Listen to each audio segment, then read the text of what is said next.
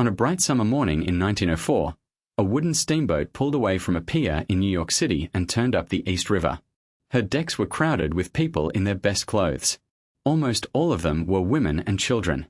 They were a church congregation, going on a picnic. It was meant to be the happiest day of their year. About half an hour after they left the dock, the ship caught fire. In the minutes that followed, more than 1,000 of them died. They burned, or they drowned, within sight of the shore, on a calm river, in the middle of one of the largest cities in the world. It was, and it would remain, the deadliest day in the history of New York City for almost 100 years, until the 11th of September, 2001. In all of American maritime history, only one disaster has ever killed more. That disaster was the Sultan A, which we have already told you about. This is the story of the other one, the General Slocum, and of how more than 1,000 women and children could die in a single morning, in New York, and still be almost completely forgotten. To understand the day, you have to understand the people. On the Lower East Side of Manhattan, in 1904, there was a large and close-knit German immigrant neighborhood, known as Little Germany. At the heart of it was a church, St. Mark's Evangelical Lutheran. And every June, the church held its great event of the year, the Sunday school picnic. A day out of the city, up the river and across the Sound, to a grassy grove on Long Island. This was the 17th year they had done it. For the families of the parish, it was a tradition. Mothers packed lunches and dressed their children in their summer best. The fathers, mostly, were at work, and would follow later or stay behind. So the crowd that gathered at the pier that morning was made up, overwhelmingly, of women and children. The best estimates put about 1,300 people on board, although no full list of them ever survived. The ship they boarded was the General Slocum, a large wooden excursion steamer with 3 decks and great paddle wheels on her sides. She was 13 years old, brightly painted, hung with flags, and licensed to carry far more people than were on her that day. She belonged to the Knickerbocker Steamship Company, and on paper she was a fine, safe ship, recently inspected and passed as being in good working order. That inspection, as the day would prove, was worth almost nothing. A band played as the Slocum pulled away from the dock and turned up the East River. Children ran on the decks. It was warm, and bright, and full of music. For the next half hour, it was exactly the day everyone had hoped for. Somewhere up forward, in a small cabin the crew used as a storeroom, trouble was already beginning. The room was packed with the kind of things that burn. Straw and packing, oily rags, lamp oil, and cans of paint. A little before 10 o'clock, a fire started in that room. We do not know exactly how, a dropped match or a cigarette, most likely. But in a room full of straw and oil, it caught and grew with terrible speed. A boy is said to have run to tell the crew that there was smoke coming from below. He was not believed, or not acted upon, and several minutes were lost. By the time anyone took it seriously, the fire was already beyond control. And the General Slocum was, in the end, a wooden ship, freshly painted, dried by years in the sun. Once the fire took hold of her timbers, it spread along the old dry wood almost faster than people could run from it. Word of the fire swept back through the ship. On the crowded decks, the music and the laughter turned, in moments, into panic. Mothers began to gather their children and look for a way off a ship that was still moving up the middle of the river. The crew tried to fight the fire. They reached for the hoses. And here the General Slocum's true condition began to reveal itself, piece by piece, in the worst possible way. The fire hose was cheap linen, and it had rotted. When the crew turned the water on and the pressure came up, the hose simply burst, splitting open in their hands. There would be no fighting this fire with water. So the crew and the passengers turned to the next thing that was supposed to save them. The life preservers. Cork life jackets, stacked in racks overhead, one for every person on board. They were 13 years old. Cork loses its ability to float long before that, and this cork had rotted. When people pulled the jackets down and tore them open, the cork inside crumbled to powder and dust in their hands. And there was something worse, something that came out later, at the inquiry. It was reported that to make the rotten jackets pass their minimum weight at inspection, some had been filled out with iron bars. If that is true, then for the people who strapped them on and jumped, those life jackets did the exact opposite of their purpose. Instead of holding a person up, the iron inside pulled them straight down, into the river. Desperate people turned to the lifeboats. But the lifeboats had been wired and painted into their places, fixed to the ship, and could not be lowered. They were decoration. They had never been meant to be used. And the crew themselves had no idea what to do. They were untrained. They had never held a fire drill. In the one moment when a trained, drilled crew might have saved hundreds of lives, there was no one on board who knew how.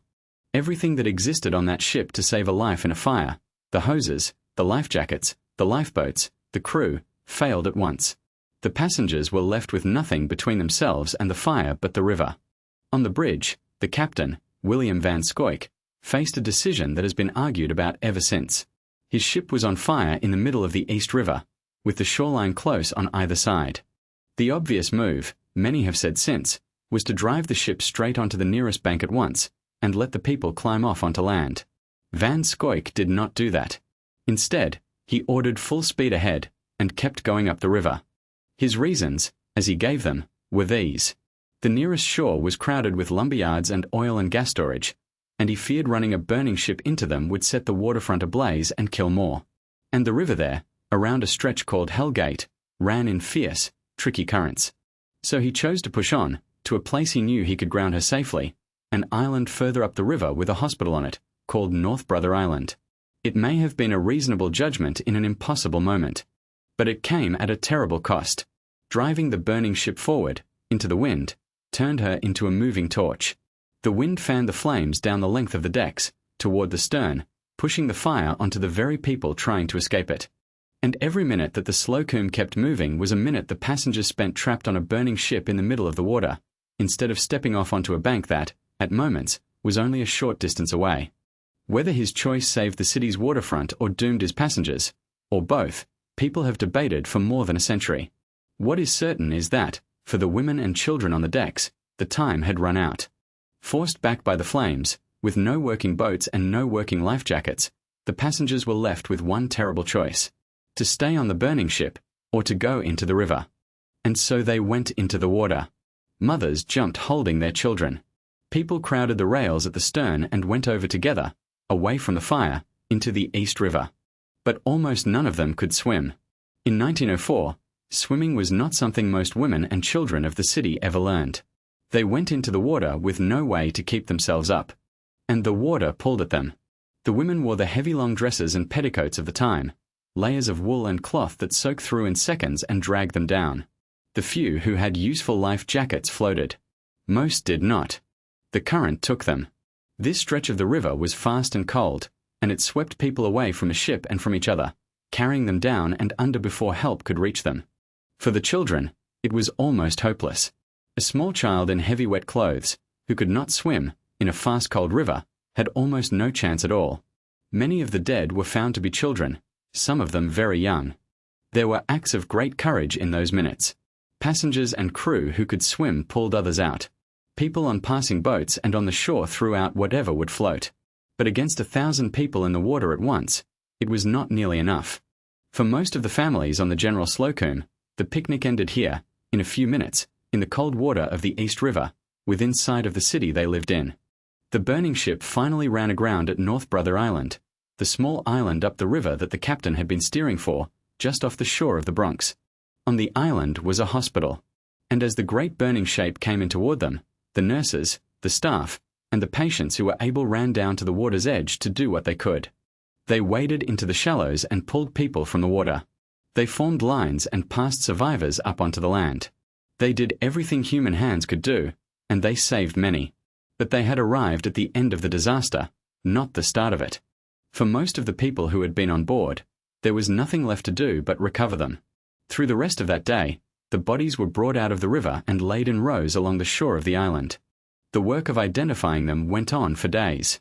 Families came from the Lower East Side to walk the rows, looking for a wife, a mother, a child. Many found several at once. Some found that they had lost everyone. When the counting was finally, painfully done, the scale of it became clear. More than 1,000 people had died. The most widely accepted estimate is around 1,021, though the true number, with no passenger list to check against, will never be known. Only about 320 survived. Out of a ship that had set out that morning carrying the women and children of a single neighborhood, on the happiest day of their year. A disaster on this scale, in the heart of New York, demanded answers.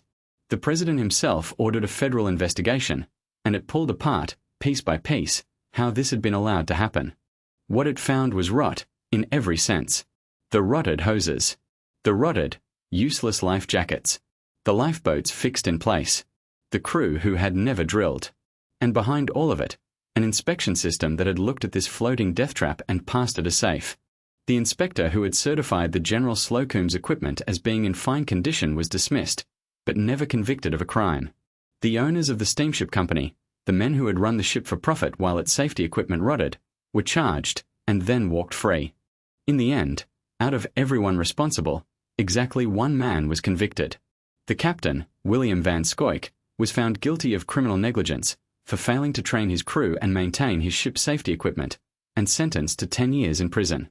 He served about 3.5 years of it before he was paroled, and a few years later he was pardoned outright by the president.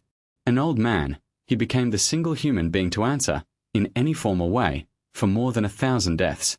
The disaster did force change. New and stricter rules came in for steamboat safety, for fire equipment, for life preservers, and for the inspections that were supposed to enforce them. As so often, the dead bought safety for the people who came after. But for the community that had boarded the General Slocum that morning, the reforms came far too late. The damage to them was already complete, and it went far beyond the people who had died. Little Germany had lost, in a single morning, a huge part of a generation of its women and children. Whole families were simply gone. There were streets where almost every household was in mourning at once. And the neighborhood could not survive it. The survivors found they could not go on living among the empty rooms and the memories, and slowly, the German community of the Lower East Side broke apart and moved away, much of it uptown to a district called Yorkville. Within a generation, Little Germany, as a place, had effectively ceased to exist. And this is the quiet, final reason that the General Slocum was so completely forgotten. The very community that would have kept its memory alive had itself been scattered and dissolved by the disaster. There is a small marble fountain in a park on the Lower East Side, put up by those who remembered, inscribed to the children who were lost. And there is a monument over the graves in a cemetery in Queens. For the deadliest day in the city's history before our own century, that is very nearly all.